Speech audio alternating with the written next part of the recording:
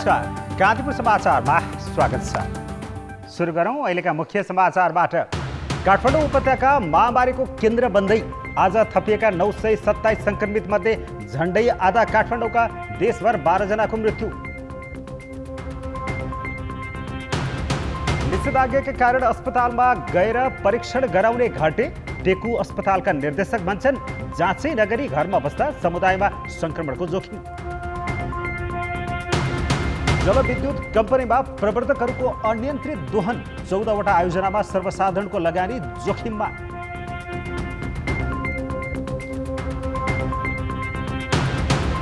स्वास्थ्य बिग्रिएपछि जापानी प्रधानमन्त्री आबेद्वारा राजीनामा। अस्वस्थ हुँदा जनहितमा निर्णय नहुन सक्ने तर्क, कार्यकाल पूरा गर्न नसकेकोमा जनतासँग मागे माफी।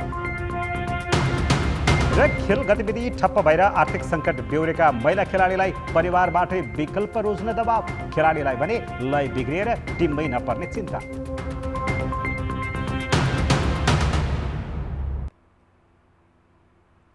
काठमाडौँ उपत्यकामा एकै दिन 415 जना सङ्क्रमित थपिएका छन्। यसले उपत्यका कोरोनाको हटस्पट बन्दै गएको देखाउँछ। आज काठमाडौँमा मात्रै अहिलेसम्मकै धेरै 350 जना थपिएका छन्। भक्तपुरमा 54 र ललितपुरमा 11 जनासहित देशभर 927 जना थपिँदा देशभर सङ्क्रमितको सङ्ख्या 36,456 पुगेको छ। यस्तै कोरोना भाइरसका बिरामीमध्ये 8 पुरुष र 4 महिला गरी थप 12 जनाको मृत्यु भएको छ। भाइरसबाट 24 घण्टामा मृत्यु हुनेको यो हालसम्मकै धेरै सङ्ख्या हो। मोरङका 2 तथा भक्तपुर, मकवानपुर, उदयपुर, पर्सा, धनुषा, सिराहा, झापा, चितवन, कास्की र रूपन्देहीका 1-1 जनाको मृत्यु भएपछि भाइरस सङ्क्रमित मृतकको सङ्ख्या 195 पुगेको छ। सङ्क्रमणका गम्भीर बिरामी बढ्दै गएपछि प्लाज्मा थेरापी पद्धतिबाट उपचारलाई प्राथमिकतामा राखिएको छ। त्यसैले जटिल उपचारका लागि रगत अभाव हुन नदिन सुरक्षित रक्तदानका लागि पनि मन्त्रालयले आग्रह गरेको छ। भएर निको भएका व्यक्तिहरू नै चाहिन्छ। कोभिड-19बाट निको भएका व्यक्तिहरूले दान गर्ने रगत, प्लाज्मा हाम्रो उपचारमा आवश्यक पर्न सक्छ। कोभिड-19को सङ्क्रमणबाट मुक्त भई घर फर्केका व्यक्तिहरूको पनि यो समयमा ठुलो भूमिका रहेको छ। नेपालमा पनि कोभिड-19का सङ्क्रमितहरूलाई प्लाज्मा थेरापी विधिबाट उपचार गरिँदै आएको छ। अहिलेसम्म यस विधिबाट सफल उपचार पश्चात महिला र पुरुष गरी जम्मा 20 जना भन्दा धेरै व्यक्तिहरूले कोभिड सङ्क्रमणबाट मुक्त भई फर्किसक्नु भएको छ। पछिल्लो 24 घण्टामा 10,229 नमुना परीक्षण गर्दा रूपन्देहीमा 72, मकवानपुरमा 51, मोरङमा 47 र सुनसरीमा 41 जना थपिएका छन्। यस्तै बाँकेमा 36, चितवनमा 26, रौतहटमा 21, धनुषामा 20, काभ्रेमा 17, धादिङ र कास्कीमा 16 जना सङ्क्रमण पुष्टि भएको छ। सङ्क्रमित मध्ये 164 जनालाई आइसियु र 22 जनालाई भेन्टिलेटरमा राखिएको छ। अहिलेसम्म 20,224 जना सङ्क्रमण मुक्त भएका छन्। नेताहरू नै आइसोलेसनमा बस्नुपर्ने अवस्था आएपछि सत्तारूढ दल नेकपाको भोलि बोलाइएको सचिवालय बैठक स्थगित गरिएको छ। प्रधानमन्त्री निवास बालुवाटारमा आज अध्यक्षद्वय केपी शर्मा ओली र पुष्पकमल दाहालबीच छलफलपछि शनिबार बिहान 11 बजेका लागि तय भएको बैठक 18 गते सारिएको हो। सीसीएमसीको बैठकमा सहभागी हुँदा उपप्रधान तथा रक्षामन्त्री ईश्वर पोखरेल र गृहमन्त्री रामबहादुर थापालाई चिया खुवाएका एक सुरक्षाकर्मीमा सङ्क्रमण देखिएपछि दुवैजना निवासमै आइसोलेसनमा बसेका छन्। पोखरेल र थापा नेकपाको सचिवालय सदस्य समेत हुन्। यद्यपि उनीहरूमा सङ्क्रमण पुष्टि भने भएको छैन। महामारी तीव्र बनेको र निषेधाज्ञा पनि लगाइएकाले अध्यक्षद्वयको सहमतिमै बैठक 5 दिन पर सार्ने निर्णय भएको दाहालका प्रेस संयोजक विष्णु सापकोटाले जानकारी दिए। भोलिको सचिवालय बैठकमा नेकपाको विवाद समाधान कार्यदलले बुझाएको प्रतिवेदनमाथि छलफल गर्ने कार्यसूची थियो। यसैबीच उद्योगपति एवं नेपाली कांग्रेसका सांसद विनोद चौधरीले आफू सङ्क्रमित भएको सार्वजनिक गरेका छन्। उनले ट्विट मार्फत लक्षण नदेखिएको उल्लेख गर्दै आफूसँग सम्पर्क भएका व्यक्तिहरूलाई सतर्क रहन भनेका छन्। महामारी दिनौँ फैलिएपछि गृह मन्त्रालयले साउन 28मा सवारी पास खारेज गर्यो। भदौ 3 देखि काठमाडौँ उपत्यकामा निषेधाज्ञाको अवस्था छ भने उपत्यका छिर्ने नाकामा निकै कडाई गरिएको छ। तर निषेधाज्ञा लम्बिएपछि उपत्यकाभित्र भने सवारी साधनको आवागमन बढेको छ। यो उपत्यका छिर्ने मुख्य नाका नागढुङ्गा सरकारले यसअघि जारी गरेका पासहरू सबै खारेज गरेपछि उपत्यका छिर्नेहरू अथवा उपत्यका बाहिरिनेहरूको चहल पहल एकदमै कम छ। साउन 7 गते लकडाउन हटाइएपछि नागढुङ्गा नाकाबाट अत्यावश्यक सेवाका र पास देखाएर दैनिक करिब 3000 सवारी साधन उपत्यका छिर्थे। तर अहिले त्यो अवस्था छैन। सवारी पास खारेजका साथै उपत्यकामा निषेधाज्ञा पनि रहेकाले अत्यावश्यक सेवाका दैनिक 80 भन्दा बढी सवारी साधन भित्रिएका छैनन्। नाकामा निकै कडाइ गरिएको छ। 80-90वटा सवारी साधनहरू चाहिँ प्रत्येक दिन आइरहेको हुन्छ। त्यो चाहिँ मृत्यु संस्कारको लागि हैन, उपचारको लागि, त्यस्तै विदेश जानलाई त्यो चार्टर फ्लाइटहरू छ, चार्टर फ्लाइट विदेश जानको लागि र सरकारी कामकाजको सिलसिलामा सरुवा भएर अथवा एक ठाउँबाट अर्को ठाउँमा कामकाजकै सिलसिलामा विभिन्न कार्यालयबाट स्वास्थ्य कर्मीहरू, सुरक्षा कर्मीहरू, विभिन्न सरकारी कार्यालयको व्यक्तिहरू अनि सञ्चारकर्मीहरू पनि विभिन्न रिपोर्टिङको लागि आउने जाने गर्नुभएको छ। हामी उपत्यका छिर्ने मुख्य नाका नागढुङ्गा नाका हुँदै साँगा नाकामा आइपुगेका छौँ। यहाँ पनि सवारी साधनको चहल पहल निकै कम देखिन्छ। अत्यावश्यक सवारी साधन बाहेकका अन्य सवारी साधनलाई फर्काइएको अवस्था छ। नागढुङ्गाको भन्दा फरक अवस्था छैन उपत्यका प्रवेश गर्ने अर्को नाका साँगाको पनि। यो नाकामा खटिएका सुरक्षा कर्मीले अत्यावश्यक सेवा बाहेकका सवारी साधनलाई फर्काइदिने गरेका छन्। त्यस्ता कसैले चाहिँ अब बाहिरबाट आएको छन् भने तिनीहरूलाई चाहिँ हामीले भित्रिने गरिदिएका छैनौँ। तिनीहरूलाई सबैलाई हामीले फिर्ता पठाएका छौँ। अति आवश्यक बाहेक कुनै पनि साधनहरू चाहिँ हामीले इन्ट्री गराएका छैनौँ। नाकामा कडाइ भए पनि उपत्यकाभित्र भने सवारी साधनको आवागमन निषेधाज्ञाकै बीच बाक्लिन थालेको छ। खास गरी निषेधाज्ञा थपिएपछि सडकमा सवारी साधन बढेका हुन्। ट्राफिक प्रहरीले नियन्त्रणमा लिएका सवारी साधनको सङ्ख्याले नै आवागमन बढेको देखाउँछ।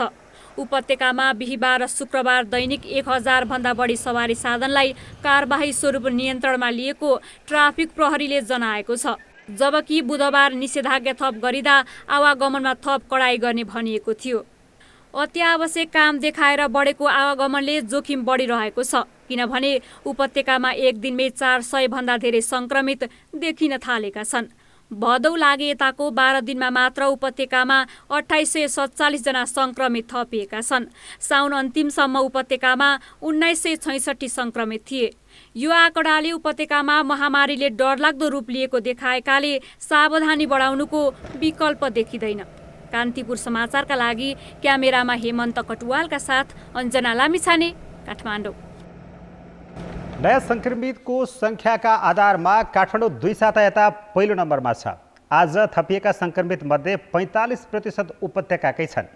परिस्थिति नियन्त्रणमा राख्न भदौ 3 देखि निषेधाज्ञा जारी गरिए पनि समुदायमा परीक्षण व्यापक बनाइएको छैन। शङ्का लाग्नेहरू निषेधाज्ञाका कारण परीक्षणका लागि आफै अस्पताल जान नसक्ने भएकाले घरमै स्वास्थ्यकर्मी खटाएर परीक्षण व्यापक बनाइनुपर्ने शुक्रराज ट्रपिकल तथा सरुवा रोग अस्पतालका निर्देशक सागर कुमार राज भण्डारीले बताएका छन्।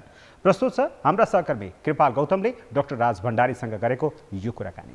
एको अस्पतालमा परीक्षण र उपचारका निम्ति दैनिक कति बिरामी आउने गर्छन् र यो निषेधाज्ञाको अवधिमा पनि बिरामीको चाप कस्तो छ? आजभन्दा 2 हप्ता अगाडि लकडाउन सुरु भन्दा पहिले जस्तै 1000 देखि 2000 जना व्यक्तिहरू हरेक दिन परीक्षणको लागि आउनुहुन्थ्यो भने अहिले त्यो संख्या घटेर 300 देखि 400 मा मात्र सीमित छ। अस्पताल नआउँदा त जोखिम त पक्कै पनि रहन्छ, किन भन्दाखेरि एक त टेस्ट भएको हुँदैन, उहाँहरू पोजिटिभ हो त नेगेटिभ के हो भनेर चाहिँ उहाँलाई थाहा हुँदैन।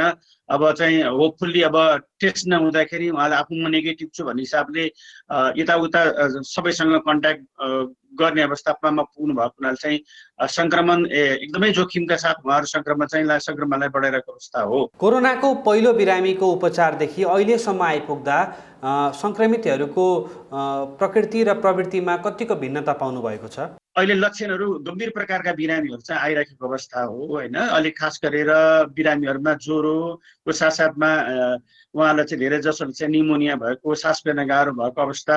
अहिले पनि 11-12 जना बिरामीहरू हाम्रो अस्पतालमा कन्टिन्युस अक्सिजनमा हुनुहुन्छ।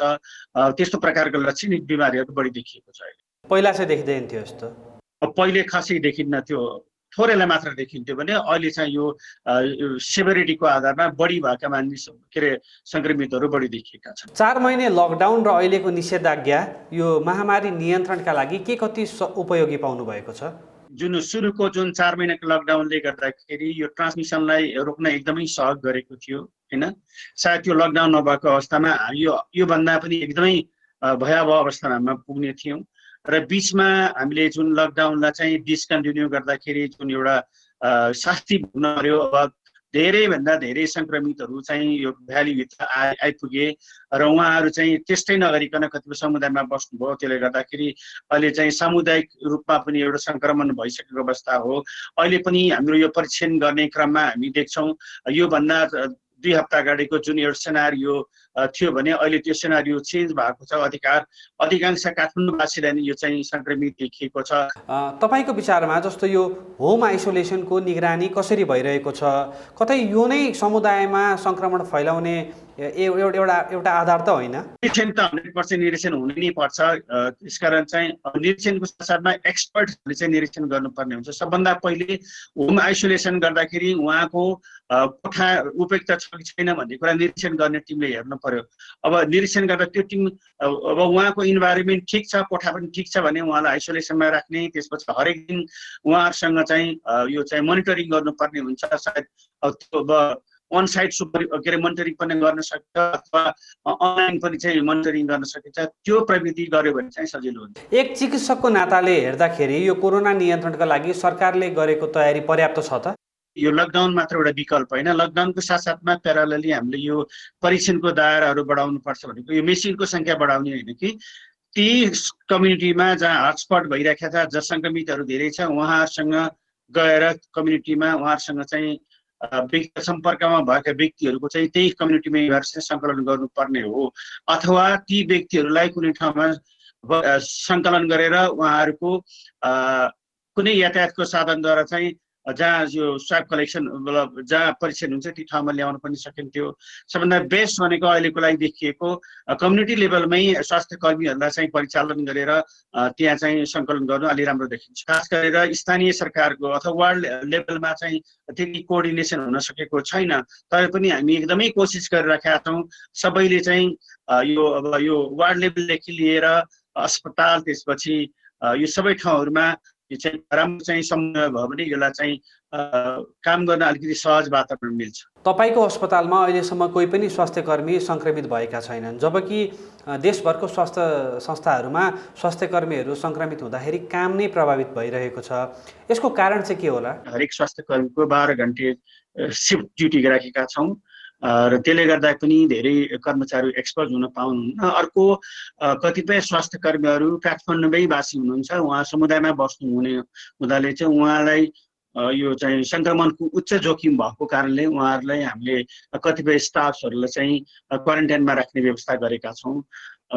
त्यसले गर्दाखेरि सङ्क्रमण दरमा कम भएको छ र हाम्रो अस्पतालको जति पनि हाम्रो चाहिँ वेस्ट डिस्पोजल छ, वेस्ट डिस्पोजल हरेक चिज बिरामीसँग प्रत्यक्ष सम्पर्कमा रहेका कपडाहरू भए त्यसपछि प्लास्टिक पेपरहरूलाई हामीले त्यसको चाहिँ केमिकल एन्ड फिजिकल ट्रिटमेन्ट गरेर मात्र चाहिँ हामी बाहिर पठाउने गरेका छौँ। समाचारमा पुनः स्वागत छ। नेपाल र चीन बीच द्विपक्षीय साझेदारीमा पूर्वाधार निर्माणदेखि जीवनस्तर सुधारसम्मका परियोजना अघि बढाउने सम्झौता भए पनि कार्यान्वयन हुन सकेको छैन। चीनले सम्झौता अनुसारको आयोजनालाई तीव्रताका साथ अघि बढाउन ताकेता गर्दै आए पनि नेपालले अग्रसरता देखाएको छैन। ठोस योजना बनाई पहल कदमी नलिँदा नेपाल आफै लाभ लिन चुकिरहेको छ। अर्थ सचिव शिशिर ढुङ्गाना र चीनको अन्तर्राष्ट्रिय विकास सहयोग एजेन्सी CIDCA उपाध्यक्ष बीच बिहिबार द्विपक्षीय सम्झौता अनुसारका आयोजनाको कार्यान्वयनलाई लिएर छलफल भएको छ। भर्चुअल छलफलमा CIDCA उपाध्यक्ष बो छिङले आयोजना अगाडि बढाउन ठोस योजना अगाडि नसारेको प्रति असन्तुष्टि नै जनाए। उनले आयोजना कार्यान्वयनका लागि चीनको प्रतिबद्धता दोहोर्याउँदै नेपालले आफूलाई लाभ हुने आयोजनामा तत्परता नपुगेको हो कि भन्दै जिज्ञासा नै राखे। कार्यान्वयनको सिलसिलामा देखिएका केही चुनौतीहरूको सामना कसरी गर्दै जाने भन्ने विषयमा छलफल भएको थियो, जसमध्येबाट हामीले विगतदेखि नै सञ्चालनमा ल्याउनलाई चीन सरकारसँग अनुरोध गरे बमोजिम चीन सरकारले सहयोगका लागि सहमत गरेका कतिपय विकास आयोजनाहरूको कार्यान्वयनको स्तरको बारेमा पनि समीक्षा भयो। कुन स्तरमा रहेको छ र कसरी अगाडि बढ्ने भन्ने विषयमा पनि छलफल भएको थियो। 11 महिना अघि चिनिया राष्ट्रपति सी जिनपिङको नेपाल भ्रमणका बेला दुई देशबीच 20 बुँदे सम्झौता भएको थियो, जसमा सीमापार रेलवे परियोजनाको सम्भाव्यता अध्ययन गर्ने मुख्य विषय थियो। नेपालको भौतिक पूर्वाधार र चीनको यातायात मन्त्रालय बीच केरुङबाट रसुवागढी हुँदै काठमाडौँसम्म रेलमार्ग बनाउने विषयमा अलग्गै सम्झौता थियो। यस बाहेक टोखा छहरे तथा बेत्रावती स्यार्फुबेसी सुरुङमार्ग सम्भाव्यता अध्ययन, काठमाडौँ चक्रपथ विस्तार, हिमाली जिल्लामा जीवनस्तर सुधार परियोजना, मदन भण्डारी विज्ञान तथा प्रविधि विश्वविद्यालय र वीर अस्पताल विस्तार लगायतका सम्झौतामा खास प्रगति हुन सकेको छैन। सम्झौतामा समेटिएका आयोजना कसरी अगाडि बढाउने भनेर नेपालले स्पष्ट खाका नै बनाएको छैन। नेपालले आफै पहल कदमी नलिँदा चिनिया सहयोगमा अगाडि बढाउने भनिएका आयोजना अन्यलमा परेका हुन्। चीनबाट परियोजना कार्यान्वयन गर्न आइपर्दाखेरि कतिपय हाम्रा सरकारी साथीहरूलाई चाहिँ त्यो उनीहरूसँग काम गर्ने पद्धति, तौर तरिका, शैली पनि थाहा हुँदैन। कतिपय अवस्थामा भाषा पनि समस्या पर्छ अनि कतिपय अवस्थामा चाहिँ उनीहरूको ओरिएन्टेसन, स्कुलिङ भनौँ न, शिक्षा दीक्षा, पढाइ बुझाइ, ज्ञान प्रक्रिया प्रणाली आफूले जानेको देखेको भोगेको जम्मै फरक हुँदाखेरि त्यो काम चाहिँ जुन गतिमा जानुपर्ने त्यो गतिमा जाँदैन। चीन आफैले चासो व्यक्त गरिसकेको अवस्थामा नेपालले अब आयोजना अगाडि बढाउन बहानाबाजी गर्ने भन्दा पनि आफूले गर्नुपर्ने तयारीलाई तीव्रता दिनुपर्छ। ठोस योजना बनाएर कूटनीतिक तहमा छलफल नचलाउने हो भने कागजमा सम्झौता गर्नुको अर्थ रहने छैन। कान्तिपुर समाचारका लागि बाबुराम तिमिल सिन्हा, काठमाडौँ। अर्थमन्त्री युवराज खतिवडाको पदावधि अब के हुन्छ भन्ने बारे पार्टीभित्र मात्र होइन, सार्वजनिक चासोको विषय बनेको छ। मन्त्रीमा पुनः नियुक्त भएको 6 महिनासम्म पनि सांसदमा मनोनयन नभई अबको एक सातामा खतिवडा पदमुक्त हुनेछन्। तर प्रधानमन्त्री केपी शर्मा ओलीले भने उनैलाई नै निरन्तरता दिन चाहेका छन्। खतिवडालाई अर्थमन्त्रीकै रूपमा निरन्तरता दिन अब राष्ट्रिय सभाको रिक्त एक सदस्यमा फेरि मनोनयन गर्नुको विकल्प प्रधानमन्त्री ओलीसँग छैन। तर पार्टीभित्रको शक्ति समीकरणका कारण त्यो सम्भावना निकै कम छ। किनभने 2076 फागुन 14 गतेको नेकपा सचिवालय बैठकले राष्ट्रिय सभाको रिक्त सदस्यमा उपाध्यक्ष वामदेव गौतमलाई मनोनयन गर्ने निर्णय गरिसकेको छ।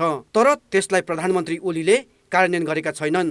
अहिले मन्त्री परिषद नै पुनर्गठन गर्ने सहमति दुई अध्यक्षबीच भइसकेको र राजनीतिक भागवण्डामा गएर शक्ति सङ्घर्षको अवतरण गराइएको कारण एकलौटी अघि बढ्न सक्ने अवस्थामा ओली छैनन्। त्यसो त खतिवडालाई 2074 फागुन 14 गते राष्ट्रिय सभाको सदस्य हुँदै अर्थमन्त्री बनाउँदा पनि प्रधानमन्त्री ओलीले पार्टीमा आलोचना खेप्नु परेको थियो। त्यसमाथि अहिलेको सङ्कटका बेला आर्थिक सुधारमा परिणाम देखाउन नसकेको भनेर खतिवडालाई हटाउन नेकपाका नेतादेखि विभिन्न शक्ति केन्द्रसम्म लागेको पनि चर्चा हुँदै आएको छ। तर अहिलेसम्म अर्थमन्त्री खतिवडाको निरन्तरता कि बहिगमन भन्नेमा नेकपाले निर्णय गरेको छैन। न त प्रधानमन्त्री ओलीले नै मुख खोलेका छन्। यस मौनताले ओली सकेसम्म खतिवडालाई नै निरन्तरता दिन चाहन्छन् भन्ने देखाउँछ।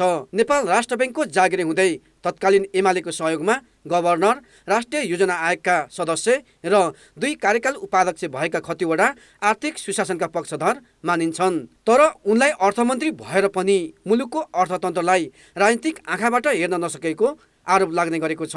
पछिल्लो पल्ट गरी खाने वर्गलाई कुनै राहत वा सहुलियत दिन नसकेको, निश्चित समूहले ठुलो मात्रामा बिजुली गाडी आयात गरिसकेपछि भन्सार बढाएको, फजुल खर्च रोक्न नसकेको र शेयर बजारप्रति अनुदार देखिएको भनेर पनि उनको आलोचना भएको छ। कान्तिपुर समाचारका लागि दशरथ राई, काठमाडौँ। नेकपाको विवाद समाधान सुझाव कार्यदलले दिएको प्रतिवेदनमाथि विभिन्न कोणबाट टिप्पणी भएका छन्। खास गरी 2 अध्यक्षको शक्ति बन्डा कसरी गरिएको छ? के पुष्पकमल दाहाल कार्यकारी भएपछि प्रधानमन्त्री केपी शर्मा ओली सेरेमोनियल भएका हुन् त? यी प्रश्न हाम्रा सहकर्मी नवराज पाण्डेले सोही कार्यदलका सदस्य एवं नेकपा स्थायी समिति सदस्य सुरेन्द्र पाण्डेलाई सोधेका छन्। तपाईहरुले एक हप्ता मेहनत गरेर पार्टी अध्यक्षद्वयलाई कार्यदलबाट प्रतिवेदन त बुझाउनु भयो, तर अध्यक्षको कार्यविभाजन वा त्यो पदे बाँडफाँडको विषयमा चाहिँ अलि धेरै बुझाइमा एकरूपता देखिएको छैन भन्ने खालको टिप्पणी भएको छ। कसरी दिनुभएको छ प्रतिवेदन? 2टा कुरामा हामीले केन्द्रित गर्न खोजेका छौँ। एउटा, हामीले यो कार्यविभाजन र कार्याधिकारको टुङ्गो लगाउने, किनभने यो विवाद भएको मध्ये एउटा मुख्य विषय मध्ये यो थियो। नेकपाभित्रको विवादमा हामीले एउटा पाटो के पनि हेऱ्यौँ भने हिजो विधानमा व्यवस्था भएको कुरालाई पनि हामीले समेटेका छौँ।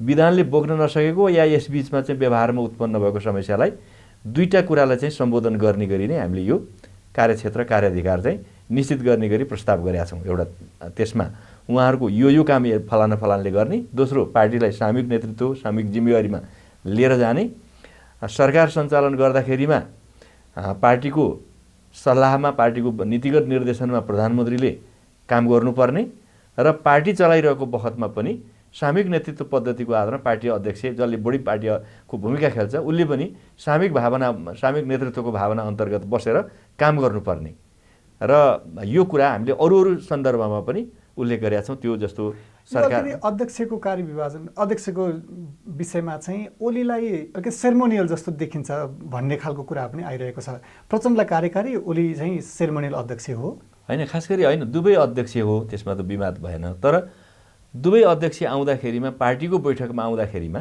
कसले चलाउँछ त बैठक भन्दा स्वाभाविक रूपमा बैठक सञ्चालन गर्ने जिम्मेवारी र बैठकको क्लोजिङ गर्ने, बैठकका निर्णय प्रस्तावहरू चाहिँ बैठक समक्ष प्रस्तुत गर्ने र त्यसलाई चाहिँ समाधान गर्ने अथवा निष्कर्षमा पुर्याउने काम एउटा अध्यक्षको जिम्मेवारीमा हुँदाखेरिमा अर्को अध्यक्ष त्यहाँनिर प्यासिभ जस्तो देखिन्छ।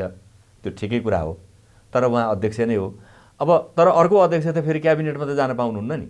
यहाँ खालि मान्छेले चाहिँ सेरेमोनियल बनायो भन्ने कुरा किन गरेको हुनसक्छ भने अर्को अध्यक्ष त क्याबिनेटको बैठकमा सेरेमोनियल भएर पनि बस्न पाउनुहुन्न। त्यहाँ प्रधानमन्त्री हुने अध्यक्षले फुल्ली त्यहाँ भूमिका खेल्ने कुरा हुन्छ, त्यो काममा केन्द्रित गर्ने कुरा आयो हो। यो व्याख्या गरिरहँदा चाहिँ अध्यक्ष चाहिँ अलिकति प्रोएक्टिभ हुन नपाउनु भएको, दाहालको सवालमा कुरा गर्दा चाहिँ अध्यक्ष दाहाल अलिकति प्रोएक्टिभ नहुने खालको सन्दर्भ देखिन्छ भनेर पार्टीकै कतिपय नेताहरूले यो त वामदेव गौतमको 6 बुँदे प्रस्तावभन्दा अझ प्रतिगामी भयो वा ओलीलाई मात्रै बलियो बनाउने गरेर प्रतिवेदन आयो भनेर पनि कसैलाई तर्क छ। वामदेवको पनि त निजी प्रस्ताव नै हो। वामदेवको प्रस्तावले कुनै कमिटीको निर्णयको आकार लिएको हो र? उहाँले भनिदिनु भयो, त्यो कुरा मान्य हुन्थ्यो कि हुँदैन थियो? यदि मान्नुहोस् न कमिटीले त्यही प्रकृतिको चाहिँ बुँदाहरूमा सहमति गर्दै गर्दैन त्यो त थाहा छैन नि। उहाँको निजी प्रस्ताव थियो। यहाँनिर हामीले बसेर काम गरिरहँदाखेरिमा त 6 जनाको बिचमा सहमति गर्नु पर्यो, त्यो पनि सकभर सर्वसम्मतिले गर्नु पर्यो। त्यहाँ सबैको हितको अथवा सबै पक्षको प्रतिनिधित्व गर्ने कमरेडहरू त्यहाँ बसिसकेपछि अब त्यहाँ एकजना भइदिया भए त एकजनाले आफूलाई मन लागेको कुरा लेख्नु हुन्थ्यो। कार्यदलले प्रतिवेदन बनाएर बुझाइसकेपछि वरिष्ठ नेताहरूले नै कार्यदलको प्रतिवेदन, कार्यदलमा लेखिएका विषय, त्यहाँ सुझाव दिएका अंशहरूमाथि असन्तुष्टि जनाउनु भएको भनिएको छ। त्यो यहाँहरूसम्म आइपुगेको छ? उहाँले असन्तुष्टि होइन, उहाँले गर्नु भएको छैन। हिजो मैले तपाईँहरूले जस्तै सुनेर मैले पनि पत्रिकामा पढेर सुने हो। तर हिजो माधव नेपाल कमरेडको चाहिँ एउटा उहाँको निजी सचिवको तर्फबाट एउटा स्टेटमेन्ट चाहिँ बाहिर आएको रहेछ। मेरो कुनै त्यसमा गुनासो छैन। मैले आफ्नो धन्यवाद दिने अथवा आलोचना पर्ने भए, संशोधन गर्नुपर्ने भए, थप्नुपर्ने भए या त्यो नै पर्याप्त भए अथवा अझ बढी भए त्यो सबै कुराको छलफल मैले तिनै गर्छु भन्नुभएको छ। हुन त पार्टीको आन्तरिक समस्या समाधानको लागि कार्यदल बनाइएको भए तापनि विभिन्न पक्षीय भनेर नेताहरूको त्यहाँ सहभागिता हुनुहुन्थ्यो। कार्यदल बनाउने नेताहरू चाहिँ अलिकति आगामी हिसाबले मन्त्रीको आकाङ्क्षी भएको हिसाबले पनि अलिकति कार्यदल पहिलाको अपेक्षित हिसाबले आएन भन्ने खालको टिप्पणीहरू पनि भइरहेका छन्। अनि यसमा कुनै सत्यता छैन। किन छैन भन्दा जस्तो मान्नुहोस् न मलाई नै भन्नुभएको हो भने या अरू कार्यदलका भीमरावलजी अरू हामी सबै मन्त्री भएका मान्छे छौँ र मन्त्री बन्न नसक्ने मान्छे पनि हुनुहुन्न र मन्त्री बन्नकै लागि कार्यदलमा बस्नुपर्ने आवश्यकता भएका मान्छे पनि हामी होइनौँ होइन। पार्टीभित्रका एउटा महत्त्वपूर्ण पोजिसनमा रहेकै मान्छेहरू हामी भएको हुनाले त यो सरकारमा जानको लागि मर्यादा गर्नुपर्छ या सरकार नहुँदा केही हुन्छ भन्ने सोच राखेर हामी यो सबै कुरा गरिरहेका छैनौँ। त्यस हुनाले यो कार्यदलसँग त्यसको कुनै साइनो सम्बन्ध छैन। यो असार 10 गतेदेखि सुरु भएको स्थायी कमिटी बस्न नसकेको यहाँले पनि अघि भनिसक्नुभयो, दुई अध्यक्ष कहिले भेटवार्ता गर्न नसक्ने, पार्टी फुट्यो त्यस्तो खालको परिस्थितिमा बनिसकेको, त्यस्तो अवस्थामा कार्यदलले दिएको प्रतिवेदन कतिको समाधानमुखी होला? अब यसले कार्यदलले पार्टीलाई कहाँ होइन? एउटा कुरा त तपाईँ के बुझ्नुहोस् भने त्यस बेला चाहिँ त छैन कि म छैन भन्ने चाहिँ ढङ्गको चाहिँ हाम्रो बहस भइरहेको थियो होइन। एउटा चाहिँ भनौँ न एउटा एक्सट्रिममा चाहिँ थियो। अब हामीले सिफारिस गरिरहँदाखेरिमा त छैन कि म छैन भन्न कसैले नपर्ने, हामी मिलेर चाहिँ जाउँ र महाधिवेशनमा जाउँ भन्ने सुझाव दिएको हुनाले अब कोही पनि बैठकदेखि डराउनु पर्ने स्थिति छैन। बैठकमा गएर अर्को निर्णय गरिदिन्छन् कि या अर्को कुरा होला कि भन्ने एउटा चाहिँ त्रासको एउटा स्थिति नै छैन। त्यस हुनाले एउटा सौहार्दताका साथ बैठकमा प्रवेश गर्ने र बैठकले एउटा निष्कर्ष लिएर अब भावी यात्रा अथवा मुख्य रूपले चाहिँ महाधिवेशनतर्फ जाने यो कुरालाई निर्देशित गरेको हुनाले मलाई लाग्छ बैठकदेखि या यो के अरे कार्यदलको प्रतिवेदनप्रति त्यसमा असहमति हुनुपर्ने कुनै छैन। बरु यसले के गर्छ भन्दा हिजोको उत्पन्न भएका समस्याहरूलाई सम्बोधन गरेर यसमा सहमति भएर यसमा उभिएर यसले भनेका कुराहरू एड्रेस गरेको अवस्थामा चाहिँ यी विवादहरू अहिले सल्टिनेछन् र यसलाई नगर्दा फेरि जाको चाहिँ हुन्छौँ हामी फेरि त्यसको कार्यान्वयनको प्रक्रियामै गएन फासोफोर्स भयो भने त्यसले फेरि के गर्छ भने त्यो त केही समयपछि फेरि बुसले छोपेको आगो जस्तो भयो भने के हुन्छ धुवा चाहिँ के निकाल्न थालिहाल्छ केही समयपछि हो त्यो नहोस् भन्नको लागि पनि यो कार्यदलले दिएको चाहिँ रिपोर्ट मात्र होइन कि दुईटा अध्यक्ष र या सचिवालयले या भोलिको थाई कमिटीले ग्रहण गरेको भावनालाई चाहिँ होइन कुनै किसिमको बिना हिचकिचाट बिना इफ बट भनौँ न कुनै शर्त बेगर चाहिँ के भने यसलाई लिएर जाँदा सबैको कल्याण हुन्छ। नेपालसँग सीमा जोडिएका भारतीय बस्तीहरूमा महामारी नियन्त्रण बाहिर जाने सङ्केत देखिरहँदा पनि नेपालतर्फको आवागमन नियन्त्रण हुन सकेको छैन। सीमापारीका बजार र गाउँघरमा खुलेआम ओहोर दोहोर भइरहेको छ। यही कारण महामारी नियन्त्रण पनि चुनौतीपूर्ण बनेको छ। बाक्लो जनघनत्व रहेको प्रदेश 2 का 8 जिल्ला भारतसँग सीमा जोडिएका छन्। समुदाय स्तरमा भाइरसको सङ्क्रमण फैलिसके पनि भारतीय बजार र गाउँघरमा आउने जानेको क्रम रोकिनुको साटो निकै बढेको छ। दैनिक उपभोग्य सामग्री र मलखाद किनमेलका साथै औषधोपचार र कुटुम्ब आफन्तकोमा आउने र जाने मानिसको सङ्ख्या सीमामा निकै बढेको छ। बोर्डरको नजिकमा के हो त अब सबै चुत इन्डियाको काम।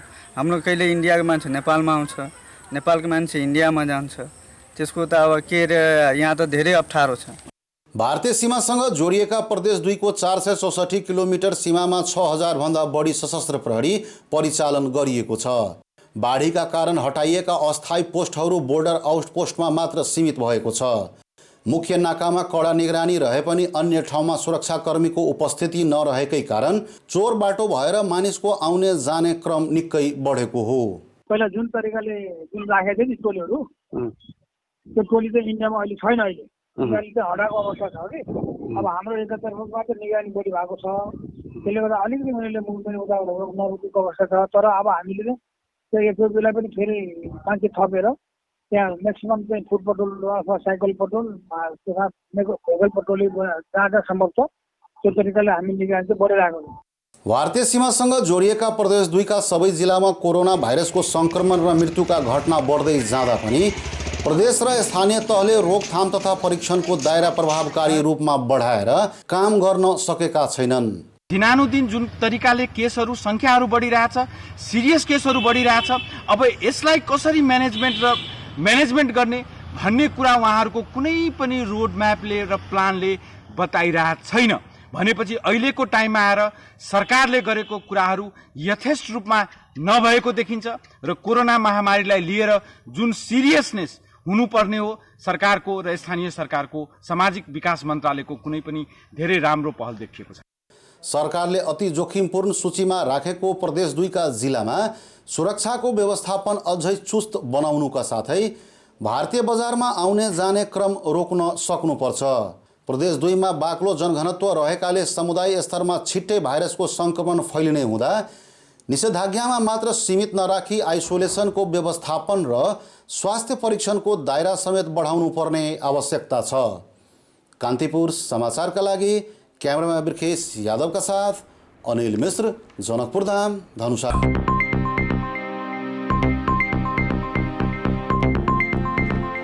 जलविद्युत कम्पनीका नाममा प्राथमिक सेयर निष्कासनको क्रम रोकिएको छैन। गत साता एउटा जलविद्युत कम्पनीको प्राथमिक सेयरमा 2 गुणाभन्दा बढी आवेदन पर्यो। तर तितो यथार्थ के छ भने अधिकांश जलविद्युत कम्पनीका लगानीकर्ताले लाभांश भने पाउन सकेका छैनन्। प्रवर्धकले मनोमानी खर्च गरेर आयोजनाको लागत बढाउने र सरकारी निकायले अनुगमन नगर्ने कारण अधिकांश जलविद्युत आयोजनामा सर्वसाधारणको लगानी नै जोखिममा परेको छ। सेयर बजारमा अहिले 33वटा जलविद्युत कम्पनी सूचीकृत छन्, जसमध्ये 18वटाको सेयर मूल्य प्राथमिक सेयरको भन्दा कम अर्थात् 100 रुपियाँ भन्दा तल छ। जस्तो कि खानीखोलाको सेयर 50 र आँखुखोलाको 54 रुपियाँमै पाइन्छ। 100 रुपियाँ भन्दा बढी मूल्य रहेका 15 मध्ये 4 कम्पनी सरकारी लगानीका हुन्। निजी क्षेत्रका आयोजना प्रवर्धकको मनपरी खर्चले महँगो भएका छन् र लगानीकर्ताले लाभांश पाउनै छाडेका छन्। प्रवर्धकले वास्तविक भन्दा धेरै लागत देखाउने, निर्माण गर्दा ठेकेदारसँग कमिसन लिई गुणस्तरमा सम्झौता गर्ने, बैंकसँग जथाभावी ऋण लिने र प्राथमिक सेयर बिक्री बापत उठाइएको रकम अन्य आयोजनामा लगानी गर्ने प्रवृत्तिले लगानीकर्ताले लाभांश नपाएका मात्र होइनन्, नोक्सानी बिहोरिरहेका छन्। मान्छेलाई थाहा हुँदैन कि यो कुन कम्पनीको रियल चाहिने इक्विटी कति हो र त्यसको कति गुणा बढी चाहिँ यसले चाहिँ उठाइरहेको छ। जस्तै फाइनेन्सियल क्लोजर कतिमा भएको छ, टोटल कस्ट कति हो, अब यसको हुनुपर्ने इक्विटी कति थियो, यसले कति इक्विटी उठाइरहेछ भन्ने कुरा थाहा नपाइकन मान्छेहरूले सेयरमा सुरुमा प्राइमेरी सेयर एप्लिकेसन गर्ने भए। त्यो एप्लिकेसन गरिसकेपछि के अरे मेरो कम्पनी त 6 करोडको हुनुपर्ने कम्पनी 10 करोडको भयो। अनि स्वभावैले 6 करोडले प्राप्त गर्नुपर्ने बेनिफिट चाहिँ 10 करोडलाई बाँड्दा मलाई त कम हुने भयो। त्यसले गर्दाखेरि डिभिडेन्ड पेड रेसियो चाहिँ कम भयो। 2059मा निर्माण सम्पन्न भएको नेसनल हाइड्रो पावरले अहिलेसम्म लगानीकर्तालाई लाभांश दिन सकेको छैन। यस कम्पनीको सेयर मूल्य अहिले मात्र 54 रुपियाँ छ। त्यस्तै 2065मा बनेको आँखुखोला जलविद्युत आयोजनाका लगानीकर्ताले पनि अहिलेसम्म लाभांश पाउन सकेका छैनन्। 1 मेगावाट विद्युत उत्पादन गर्न अहिले पनि 18 करोडभन्दा बढी खर्च हुँदैन। तर आँखुखोलाका प्रवर्धकले प्रति मेगावाट 28 करोड 89 लाखमा निर्माण गर्ने र ऋण 24 वर्षमा तिर्ने भनेर निष्कासन गरेको प्राथमिक सेयर किन्न पनि लगानीकर्ताको भिड लाग्यो। प्रवर्धकले 11 करोड बढी पुँजी संरचना भएको कम्पनी बनाए। आम लगानीकर्ताबाट ठूलो रकम उठाउन गरिएको यही चलाखीले कम्पनी प्रतिफलविहीन भयो। युनियन हाइड्रो, अपी, अरुण भ्याली र दिव्येश्वरीको अवस्था पनि आँखुखोलाको भन्दा फरक छैन। प्रवर्धकले मनपरी खर्च गरेर आयोजनाको लागत बढाई सर्वसाधारणको लगानी जोखिममा पार्ने क्रम बढे पनि सरकारी नियमन छैन। विद्युत विकास विभाग र विद्युत नियमन आयोग दुवै नाम मात्रका संरचना भएका छन्। यो सुशासनको लागि पनि हामीले अलिकति त्यसमा पनि हामी अब निकट भविष्यमै त्यो किसिमको एउटा सुशासनको एउटा गाइडलाइन पनि हामी निकाल्दैछौँ। जसरी तपाईँको चाहिँ त्यसको म्यानेजमेन्ट चाहिँ सञ्चालक समितिको अधिकार कस्तो हुने, त्यसै गरी त्यो सञ्चालकहरूले चाहिँ तपाईँको भनौँ न यो ठेक्कापट्टामा संलग्न हुने कि नहुने, त्यसरी डिसिजन मेकिङ प्रक्रिया, निर्णय प्रक्रिया कस्तो हुने, उपभोक्ताहरू अथवा साना माइनोरिटीमा परेका सेयर होल्डरहरूको चाहिँ तपाईँको चाहिँ उहाँहरूको सुरक्षित के अरे आफ्नो अधिकारलाई कसरी सुरक्षित गर्ने। जलविद्युत आयोजना 30 वर्षपछि स्वत सरकारको हुन्छ। सम्पन्न भएको 18 वर्षसम्म लगानीकर्तालाई 1 रुपियाँ दिन नसक्ने कम्पनीबाट लगानीकर्ताले बाँकी अवधिमा पनि आश गर्ने आधार देखिँदैन। सरकारी नियमन शून्य भएकाले जलविद्युत आयोजना प्रवर्धकका लागि मालामाल हुने थलो बनेका छन्, जहाँ सर्वसाधारण लगानीकर्ताको रकम भने फसिरहेको छ। कान्तिपुर समाचारका लागि क्यामेरामा सञ्जय लुटेलका साथ सुधिल पोखरेल, काठमाडौँ। विश्व बैंकले कृषि सम्बन्धी 10 वर्षीय परियोजनामा भ्रष्टाचार भएको कारण देखाएर एक साता अघि असन्तुष्टि जनाउँदै सरकारलाई पत्र लेख्यो। उसले पत्रमा कृषि मन्त्रालय मातहतका कर्मचारीलाई दोषी देखाएको छ। तर के परियोजना 10 वर्षसम्म भ्रष्टाचार हुँदा दाताका नाताले विश्व बैंकका कर्मचारी दोषमुक्त छन् त? कृषि मन्त्रालयमा त 2066 देखि 2075 सम्म व्यावसायिक कृषि तथा व्यापार आयोजना प्याक्ट सञ्चालन भयो। विश्व बैंकले आफ्नो सहयोगमा सञ्चालित यस आयोजना अन्तर्गत नक्कली किसान खडा गरी अनुदान बाँडेको र गाडी खरिदमा पनि अनियमितता भएको देखाएर एक साता अघि असन्तुष्टि जनाउँदै सरकारले पत्र लेख्यो। यस पत्रले कृषिमा अनुदान सम्बन्धी कार्यक्रममा भएको भ्रष्टाचार मात्र पोल खोलेको छैन, त्यसमा आयोजनासँग प्रत्यक्ष जोडिएका विश्व बैंककै अधिकारीहरूतिर पनि प्रश्न सोझिन्छ। किनभने आयोजनाको परामर्शदाता छनौटमा दाताको संलग्न हुन्छ र परामर्शदाताले सिफारिस नगरेसम्म बजेट निकासा नै हुँदैन। आयोजनामा कर्मचारीले नक्कली किसान खडा गरेर अनुदान दुरुपयोग गरिरहँदा परामर्शदाता नर्मा EMRC जोइन्ट भेन्चरले के हेरेर बस्यो, उसले के आधारमा निकासाका लागि सिफारिस गर्यो भन्ने प्रश्न उब्जिएको छ। त्यसमाथि आफ्ना सहयोगका परियोजनामा अनुगमन गर्ने जिम्मेवारी विश्व बैंकको पनि हो।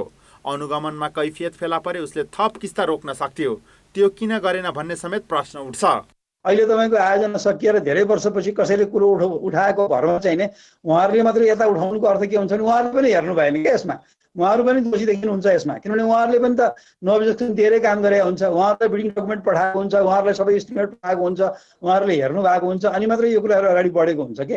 त्यस कारणले उहाँहरूले यो कुरा चाहिँ आफूले पनि हेर्थ्यो जस्तो मलाई लाग्छ। 7 अर्ब रुपियाँको परियोजनामा परामर्शदाता संस्था नर्मालाई 20 करोड रुपियाँ दिएको थियो। आयोजनाको काम चुस्त दुरुस्त बनाउन महँगो रकम दिएर परामर्शदाता राखिएको मात्र होइन, 2 महिनामा प्रगति समीक्षा बैठक पनि गरिएको थियो।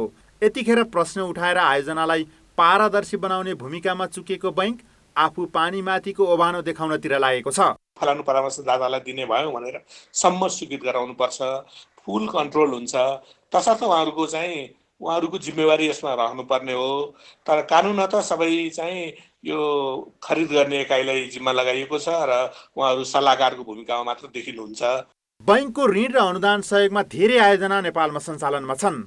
प्याक्टमा विश्व बैंकको पत्रले एकातिर अन्य आयोजनामा पनि यस्तै अनियमितताको सङ्केत गरेको छ भने अर्कातिर उसका कर्मचारीको संलग्नता बिना अनियमितता सम्भव छ त भन्ने प्रश्न दात्री निकायतिर पनि तेर्साएको छ।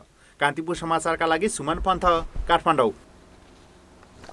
अब जनमतको अन्तिम परिणाम। जनमतमा हिजो हाम्रो प्रश्न थियो, महामारी तीव्र भएका बेला समुदायमा व्यापक परीक्षण किन नगरिएको होला? ए, स्रोत साधन नभएर, बी, समन्वय अभाव र सी, योजना नै नहुनु। जनमतको अन्तिम परिणाम यस्तो छ, ए, स्रोत साधन नभएरमा 15%, बी, समन्वय अभावमा 10% र सी, योजना नै नहुनुमा 75%। जनमतमा आजको प्रश्न। जनमत आजको प्रश्न छ, सर्वसाधारणको लगानी भएका जलविद्युत कम्पनी कुशासनग्रस्त हुनुको कारण के होला? ए, प्रवर्तकको मनोमानी, बी, नियामक व्यवस्था र सी, नीतिगत कमजोरी। जनमतको अन्तिम परिणाम भोलि बेलुकी 8 बजेको कान्तिपुर समाचारमा प्रसारण गर्नेछौँ। कृपया न्युज स्पेस ए, बी वा सी टाइप गरी 34001 मा SMS गरी आफ्नो मत व्यक्त गर्नुहोला। अब जनताको आवाज। हामीले रुकुममा सोधेका छौँ, कोरोना भाइरसको महामारीबाट जोगिन तपाईँ के कस्तो स्वास्थ्य सावधानी अपनाइरहनु भएको छ? जनताको आवाज। बच्चा बच्चीलाई यताउता खेल्न बाहिर घुम्न दिँदैनौँ, घरमै राखिराखेका छौँ। अनि पाहुना पनि कोहीलाई आउन दिँदैनौँ र जाँदा पनि जाँदैनौँ। कार्यालयमा चाहिँ आउने सेवाग्राहीहरूलाई अनिवार्य रूपमा मास्क प्रयोग गरेर मात्र कार्यालय प्रवेश गर्नुहुन र साबुन पानीले हात धोएर प्रवेश गर्नुहुन अनुरोध गरेका छौँ र हामीले त्यही प्रकारले कार्यालयमा पनि त्यही किसिमको व्यवस्था गरेका छौँ। भिडभाडमा नजाने, मास्क लगाएर हिँड्ने, साबुन पानीले हात धुने गर्छौँ र भिडभाड भएको ठाउँमा जाँदैनौँ। हामीहरू नियमित रूपमा मास्क प्रयोग गर्ने र पटक पटक हामीले साबुन पानीले हात धुने र सेनिटाइजरको प्रयोग गर्ने गरिरहेको छ। अफिसमा आउने बित्तिकै सेनिटाइजर प्रयोग गर्ने र साथीहरूलाई पनि सेनिटाइजर प्रयोग गर्नुपर्छ, गर्नुहोस् भनेर चाहिँ सल्लाह दिने र गर्न लगाउने। मास्कको प्रयोग गरेर अफिसभित्र छिर्छौँ, त्यसपछि हामी बेला बेलामा सेनिटाइजरको प्रयोग गर्छौँ। साबुन पानीले पटक पटक हात धुने, चिसो पानी नखाने, उमालेको पानी खाने। यो कोरोना भाइरसबाट बच्नको लागि नियमित रूपमा साबुन पानीले हात धुने, सेनिटाइजरहरू घस्ने, मास्कहरू प्रयोग गर्ने लगायतका कामहरू गरिरहेका छौँ।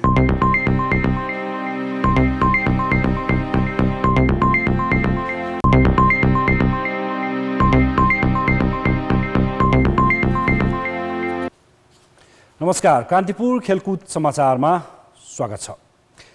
हुन त के महिला के पुरुष पीडा दुवैको उस्तै हो, तर नेपालमा महिला खेलाडीको हकमा भने भाइरसको असर सामाजिक रूपमा पनि देखिएको छ। उनीहरूलाई चिन्ता लाग्न थालेको छ, कतै आफूले देखेका सपनाहरूले बाटो मोड्ने पो हुन् कि? नेपालमा थोरै बाहेक अधिकांश खेलाडीको पहिलो अवरोध परिवार नै हुन्छ। छोराछोरीले खेलाडी बन्छु भन्दा मन अमिलो बनाउने समाज छ। त्यसमा पनि महिला खेलाडीले तुलनात्मक रूपमा बढी नै सङ्घर्ष गर्नुपर्छ। संक्रमण बढेको बढै छ, प्रतियोगिताहरू कहिले सुचारू हुन्छन् टुङ्गो छैन। उनीहरूको आर्थिक स्थिति कमजोर बनिरहेको छ। परिवारका सदस्य, आफन्त र छिमेकीले भन्न थालिसके अब खेल हुँदैन, अरू नै बाटो पो रोज्ने कि? नेपाली प्लेयरहरू चाहिँ त्यति हाई क्लास फ्यामिलीबाट कोही पनि हुँदैन, अनि म पनि एकदम मिडल क्लासबाटै हो। अनि मेरो बाबा चाहिँ अब अहिले बाहिर दुबईमा काम गर्नुहुन्छ होइन। अनि अब यो लकडाउनले गरेर चाहिँ उहाँको कामहरू सबै स्टप भयो। अनि यति अब एकदम लो कन्डिसन भयो कि हामीले यहाँबाट उहाँलाई पैसा पठाएर अब हेर्नुपर्ने कन्डिसन आयो क्या। अब मैले आफ्नै अब क्यास प्राइजहरू त्यो नै अब फ्यामिलीलाई हेर्नलाई बाबालाई उहाँ पठाउनु पर्ने त्यस्तो कन्डिसन आयो। अनि अब मैले अब यो पुरै कोभिडले स्टप भइसक्यो वर्ल्ड, अनि ट्रेनिङ पनि छैन। अब फेरि नेसनल टिममा परिन्छ कि परिन्न, त्यही भएर गेममा लागेर चाहिँ अब फ्यामिलीलाई हेर्न सकिनँ कि जस्तो लाग्छ होइन। मलाई पनि त्यस्तो थट आउन थालिसक्यो क्या। अब अनि त्यही फ्यामिली प्रब्लमहरू चाहिँ पनि एकदमै धेरै छ। कति प्राय बहिनीहरू खेल्नेहरूकोमा चाहिँ अनि कहिलेकाहीँ उनीहरूलाई चाहिँ अलिक फ्यामिलीबाट पनि सोसाइटीबाट पनि अलिक दबाब आउँछ कि जस्तो लाग्छ मलाई। गएको मङ्सिरमा भएको 13औं सागमा नेपालबाट 292 महिला खेलाडीले सहभागिता जनाएका थिए। खेलाडीको एकपटक फर्म गएपछि फेरि उही लयमा फर्कन एकदमै गाह्रो हुन्छ। राष्ट्रिय टिममा स्थान बनाउन गर्नुपर्ने मेहनत त छँदैछ। यसका अलावा उनीहरूले समाजले छोरीका लागि बनाइदिएका सामाजिक मूल्य मान्यताको असरको पनि सामना गरिरहेका छन्। फिमेल र मेललाई उस्तै छ प्रेसर त, तर महिलालाई चाहिँ अलिकति सोसाइटीको नर्म्स रुल्स र हेल्थको पर्सपेक्टिभबाट चाहिँ अलिकति बढी प्रेसर हो कि अझै यो टाइममा भन्ने मैले चाहिँ त्यो फिल गरेको र देखेको कुरा चाहिँ अलिकति कम्पेरिजनको हिसाबले एकचोटि कुरा चलेको थियो बेगर अब भनेर चलेछ अनि त्यहाँ त्यतिखेर चाहिँ मैले अहिले नै म खेल्छु नि भनेर म चाहिँ अब क्रिकेटै खेल्छु नि भनेर उयो गरेको छु नि त। क्रिकेट नहुँदाखेरि घरमा बस्दाखेरि धेरै धेरै कुराहरू मनमा खेलिरहेको छ होइन, अब क्रिकेट छोड्दौँ अब अरू थोकमै लागौँ यस्तो। केही खेलाडी खुलेर यस विषयमा बहस गर्छन्, तर अधिकांश मनमा उकुस मुकुस भएर पनि समस्या व्यक्त गर्न सक्दैनन्। परिवार र समाज पूर्णतः महिला खेलाडीको विरुद्धमा गयो भन्ने पनि होइन, यी त परिस्थितिले सृजना गरेका साइड इफेक्ट हुन्। तर सम्बन्धित खेल सङ्घहरू खेलाडीको निरन्तर सम्पर्कमा रहने हो भने यी समस्या कम गर्न पनि सकिन्छ। कान्तिपुर समाचारका लागि सबिना कार्कीको रिपोर्ट। कान्तिपुर खेलकुद समाचार अहिलेलाई यति नै। धन्यवाद रोशन। अब मौसम सम्बन्धी जानकारी।